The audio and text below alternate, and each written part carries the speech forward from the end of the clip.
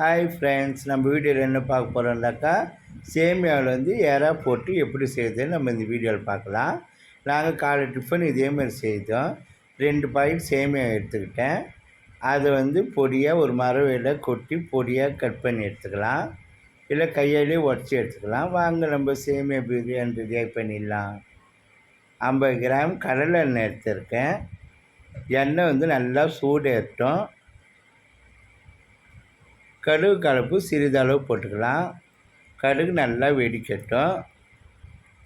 காலையிலே மாலையிலே இதேமாதிரி பசங்க செய்து கூட விரும்பி சாப்பிடுவாங்க. பொடி வெங்காயம் 4 வெங்காயம் எடுத்துருக்கேன். அதை சிறுசாக கட் பண்ணி நல்லா வதக்கி எடுக்கிறேன். வெங்காயம் நல்லா வதங்கட்டும். வெங்காயம் நல்லா வதங்குது பாருங்கள். வெங்காயம் எவ்வளோக்கு வதங்குதோ அவ்வளோக்கு நல்லதுங்க. 1/4 டீஸ்பூன் இஞ்சி பூண்டு விழுது போட்டு வெங்காயத்தோடு வதக்குறேன். தக்காளி வந்து 2 தக்காளி எடுத்துருக்கேன். பச்சை மிளகா 2 எடுத்துருக்கேன். அதையும் வெங்காயத்தோடு நல்லா வதக்கி எடுக்கலாம். சால்ட்டு உப்பு தேவையான அளவு போட்டுக்கோங்க. உங்களுக்கு வேணால் கல் உப்பு கூட போட்டுக்கலாம். நல்லா வதக்கட்டும். 1 டீஸ்பூன் மஞ்சள்தூள், 1 டீஸ்பூன் மிளகாய்த்தூள் சேர்த்து நல்லா வதக்குங்க. நல்லா வதக்குனா தாங்க ரொம்ப டேஸ்ட்டாக இருக்கும். 200 கிராம் எறா வந்து கழுவி எடுத்துருக்கேன். உங்களுக்கு நிறையா வேணால் நிறையா போட்டுங்க. நான் வாசனைக்காக இந்த எறாவை போடுறேன். எறா நல்லா சுருள்ற அளவுக்கு வதக்குங்க. எறா சீக்கிரமாக வெந்துடும். நான் ஒரு பாக்கெட்டுக்கு 1 சொம்பு தண்ணி விதமாக 2 சொம்பு தண்ணி ஊற்றுறேன். எறா போட்டாலுமே வாசனையாக இருக்குங்க. நல்லா இதே மாதிரி கபிகளை கிளறி விடுங்க. புதினா மல்லி தழை இப்போவே போட்டுக்கலாம், அப்போ தான் வாசனையாக இருக்கும். புதினா மல்லி தழையை பொடியாக கட் பண்ணி இதோடு சேர்த்துக்குவோம்.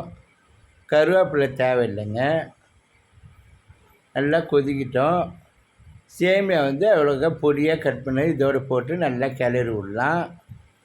இதேமாதிரி பசங்களுக்கு யாராவது சேமியா பிரியாணி கிண்டி கொடுங்க, ரொம்ப டேஸ்ட்டாக சாப்பிடுவாங்க.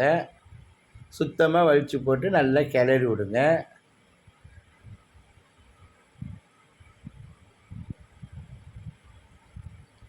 எறாவும் சேமியாவும் நல்லா வேகட்டும்.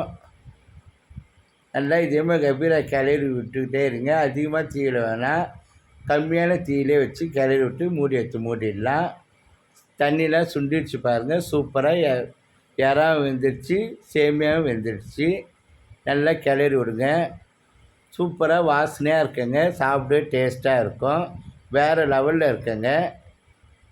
நல்லா கிளறி விட்டுனா தண்ணிலாம் நல்லா சுண்டிடும். பசங்களாம் நல்லா விரும்பி சாப்பிடுவாங்க. நீங்களும் இதே மாதிரி ஒரு முறை ட்ரை பண்ணி பாருங்கள் ஃப்ரெண்ட்ஸ். சேமியா செய்யணும் இதே மாதிரி பிள்ளைங்களுக்கெல்லாம் செய்து கொடுங்க ஃப்ரெண்ட்ஸ். சேமியா வேணான்ற ஃப்ரெண்ட்லாம் நல்லா விரும்பி சாப்பிடுவாங்க. இறாலாம் வெந்துடுச்சு, சேமியாலாம் வெந்துடுச்சு பாருங்கள்.